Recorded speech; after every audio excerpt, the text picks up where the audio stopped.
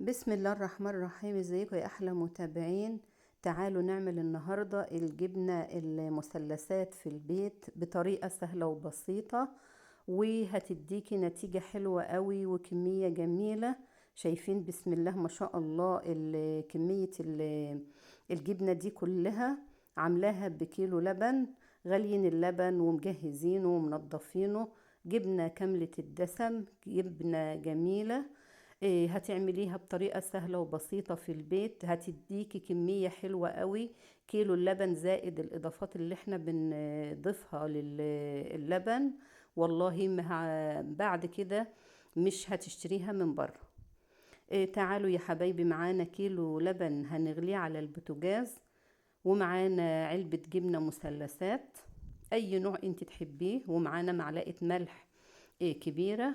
وهناخد كوباية لبن من كيلو اللبن اللي احنا بنغليه. هناخدها طبعا هكون مبردينها. ومعانا 6 7 معالق نشا. ومعانا سمنة هناخد منها 3 معالق كبار. تعالي على الخلاط، الطريقة سهلة جدا وبسيطة. وزي ما قلتلك بعد كده انتي مش هتشتري والله جبنة من بره تاني، وهتقول لا اعملها في بيتي لأولادي بطريقة نظيفة ومضمونة وكويسة، وهتكون كاملة الدسم، مفيش فيها مواد حافظة تبقي خايفة منها. بالعكس هتبقى جميلة جدا، وجربيها وقوليلي رأيك فيها ايه في التعليقات. هنجيب كل المواد اللي احنا محضرينها: الملح والجبنة المثلثات والنشا والسمنة، وهننزل بيهم في الخلاط. هنحط معلقتين سمنة ويا المكونات ديت في الخلاط، وهنحط معلقتين على اللبن واحنا بنغليه.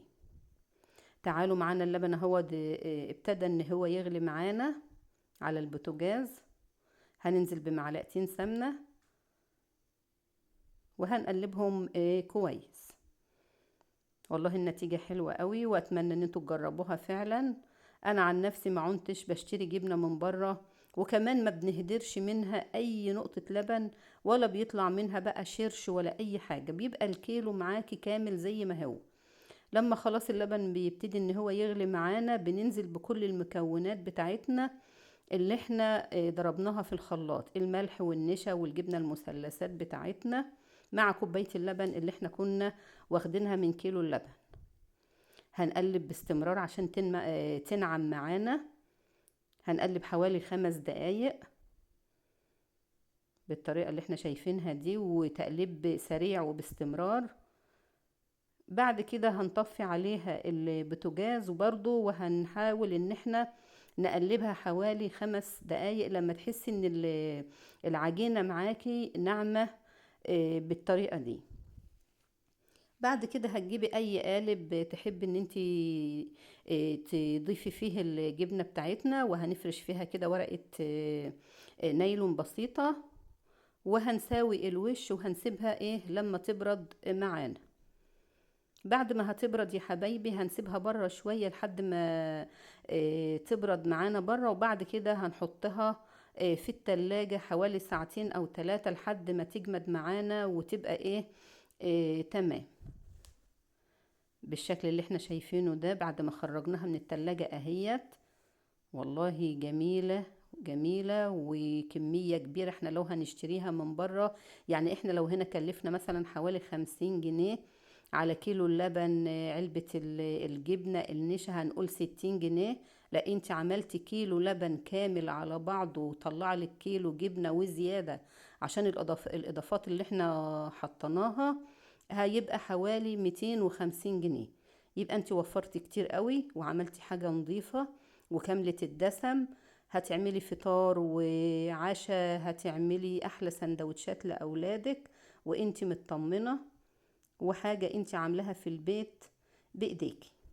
بسم الله ما شاء الله، شايفين الجبنة وشايفين الطراوة طالعة معانا جميلة جميلة. بسم الله ما شاء الله. تقطعيها بقى شرايح، تقطعيها مثلثات زي ما انت حابة.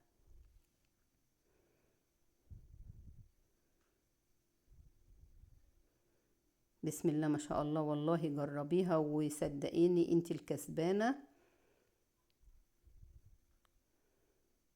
واحلى جبنة هتعمليها بايديكي لاولادك في بيتك، هتاكلي منها وانت مطمنة.